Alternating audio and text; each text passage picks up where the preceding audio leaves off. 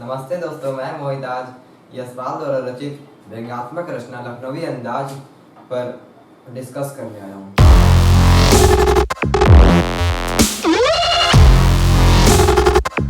सबसे पहले हम लोग यशपाल के बारे में जानते हैं।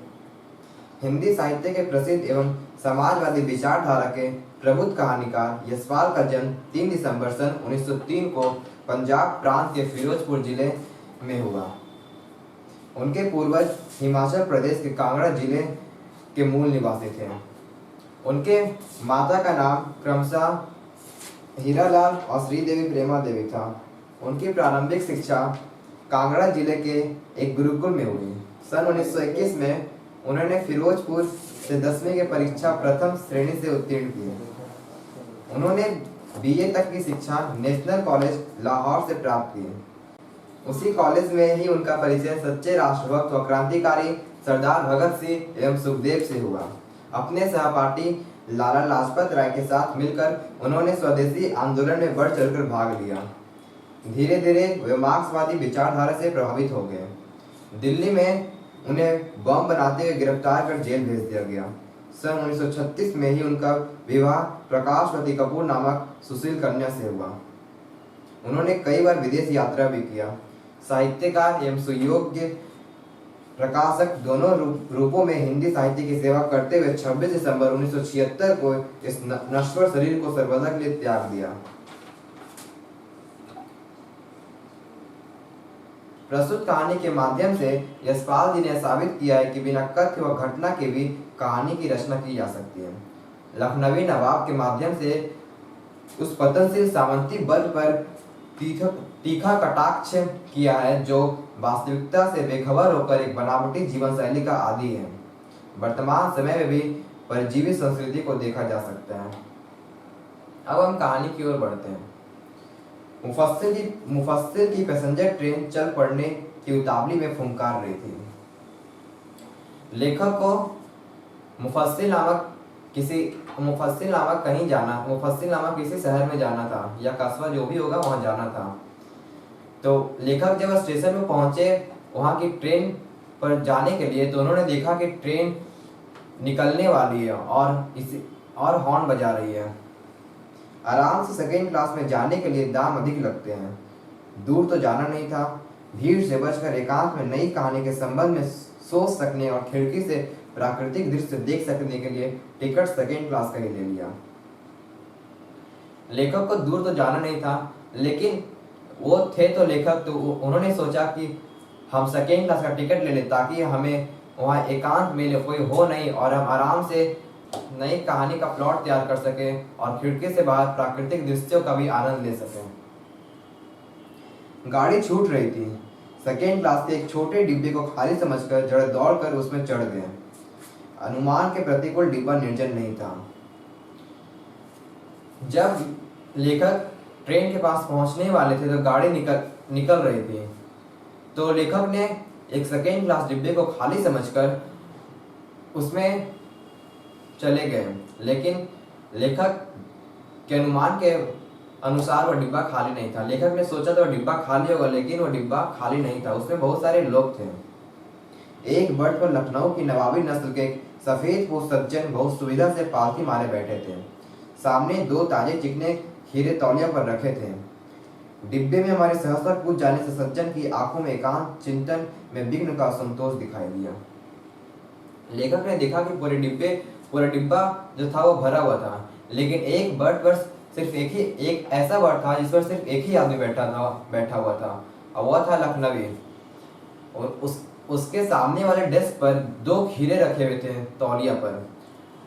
लेखक ने यह बर्थ पर सीट खाली पाकर बैठ गए। डिब्बे में हमारे सहसा कूद जाने से सज्जन की आंखों में एकांत चिंतन में विघ्न का संतोष दिखाई दिया। जब लेखक ने उस बर्थ के सीट पर बैठा तो लेखक ने देखा कि वो जो लखनवी आदमी था उसकी आंखों में असंतोष की भावना दिखाई दी। लेखक के आने से वह खुश नहीं था। सोचा हो सकता है या भी कहानी के लिए सूझ की चिंता में हो, या खीरे जैसी अपदार्थ वस्तु का शौक करते देखे जाने के संकोच में हो। लेखक ने सोचा कि हो सके या जो लखनवी या लखनवी आदमी जो है वह अभी किसी कहानी के बारे में सोचने के लिए एकांत में बैठा हो, या फिर हो सके या जो खीरा मतलब वो नवाब था तो उसके लिए खीरा एक बहुत ही मामूली चीज था, क्योंकि खीरा तो बहुत सस्ता होता है, सभी आम लोग ही खाते हैं। तो लेखक ने सोचा कि हो सके ये जो नवाब आदमी है वो मेरे सामने खीरा खाने में उसको संकोच आ रहा होगा, इसीलिए वो खुश नहीं है। नवाब साहब ने संगति के लिए उत्साह नहीं दिखाया। हमने भी उनके सामने की बर्थ पर बैठकर आत्मसम्मान में आंखें चुरा ली। जब लेखक ने उस बर्थ की सीट पर बैठा तो उन्होंने देखा कि जो लखनवी आदमी था उनके प्रति मतलब वो ध्यान ही नहीं दिया। तो लेखक ने भी अपने आत्मसम्मान को बचाने के लिए उनकी तरफ ध्यान नहीं दिया। खाली बैठे कल्पना करते रहने की पुरानी आदत है। नवाब साहब की असुविधा और संकोच के कारण का अनुमान करने लगे। अब वो थे तो लेखक, तो वो जब भी खाली बैठे थे तो कुछ ना कुछ सोचते थे। तो जब वो उस सीट पर खाली बैठे थे तो वो सोचने लगे कि ये जो लखनवी आदमी है वो खुश क्यों नहीं हुआ, उसकी आंखों में असंतोष की भावना क्यों थी। संभव है नवाब साहब ने बिल्कुल अकेले यात्रा कर सकने के अनुमान में किफायत के विचार के सेकेंड क्लास का टिकट खरीद लिया हो और अब गवारा ना हो कि शहर का कोई सफेद पोष उन्हें मझले दर्जे में सफर करता दिखे। तो लेखक सोचते हैं कि हो सके नवाब साहब एकांत में सफर करने के लिए सेकेंड क्लास का टिकट खरीद लिया हो और अब उन्हें ये बर्दाश्त नहीं हो रहा है कि कोई मिडिल आदमी उन्हें मतलब उन्हें एक आके डिस्टर्ब कर रहा है, क्योंकि वो एकांत में बैठना चाहते थे।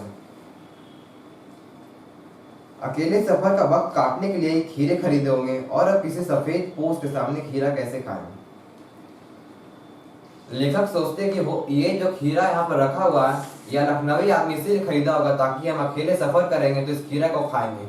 लेकिन अब वो इस सफेद पोष मतलब कि कोई सभ्य आदमी जो पढ़ा लिखा हो, लेकिन अब लेखक सोचते हैं कि ये जो लखनवी आदमी था वो ये सोच रहा होगा कि अब मैं इस सभ्य आदमी के सामने खीरा कैसे खा सकता हूँ, मैं तो हूँ नवाब और इस मामूली सा चीज खीरा को मैं कैसे इन लोगों के सामने खा सकता हूँ, इससे मेरे आत्मसम्मान को ठेस पहुंच सकता है। हम कनखियों से नवाब साहब की ओर देख रहे थे। नवाब साहब कुछ देर गाड़ी की खिड़की से बाहर देखकर स्थिति पर गौर करते रहे। लेखक कहते हैं कि हम तिरछी नजर से उस लखनवी आदमी की ओर देख रहे थे। वो लखनवी आदमी जो था वो ट्रेन की खिड़की से बाहर देख रहा था और बाहर की जो स्थिति था उस पर गौर फरमा रहा था। ओ, नवाब साहब ने सहसा में संबोधन किया। आदाब अर्ज, जनाब खीरे का शौक फरमाएंगे। तभी अचानक से वो लखनवी आदमी लेखक को संबोधित करते हुए कहता है, आदाब अर्ज, क्या आप खीरा खाना चाहेंगे? नवाब साहब का सहसा भाव परिवर्तन अच्छा नहीं लगा। भाप लिया आप सराफत का गुमान बनाए रखने के लिए हमें भी मामूली लोगों की हरकत में जथेड़ना चाहते हैं। लखनवी आदमी का इस तरह अचानक उसके भाव में परिवर्तन होना लेखक को अच्छा नहीं लगा। उन्होंने ये सोचा कि हो सके ये जो लखनवी आदमी है ये हमें भी इस मामूली हरकत में मिलाना चाहता है, यहाँ पर मामूली हरकत में खीरा खाना है। जवाब दिया, शुक्रिया, किबला शौक फरमाया। तो लेखक ने लखनवी आदमी को जवाब दिया, किबला शौक फरमाया। यहाँ किबला मतलब एक सम्मान के लिए वर्ड, जैसे हम लोग आप यूज करते हैं उसी तरह वहाँ लखनवी भाषा में कोई किबला मतलब वही होता है। किबला शौक फरमाया मतलब आप ही खीरा खा लीजिए। नवाब साहब ने फिर एक पल खिड़की से बाहर देखकर गौर किया और दृढ़ निश्चय से खीरों के नीचे रखा तौलिया झाड़कर सामने बिछा लिया।